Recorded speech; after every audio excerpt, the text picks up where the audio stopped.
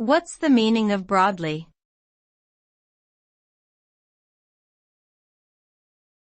Broadly.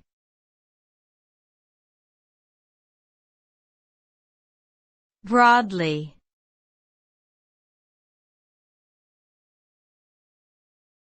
Broadly.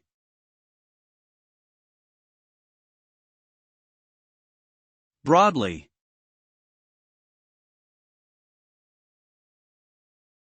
Broadly means in a general or vague way, without going into specific details. When we describe something broadly, we are giving an overview or summary of the topic, rather than diving deep into its specifics.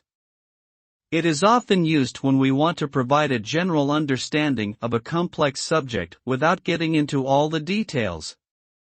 For example, we might say, broadly speaking, the economy is improving, instead of listing all the specific factors that contribute to economic growth.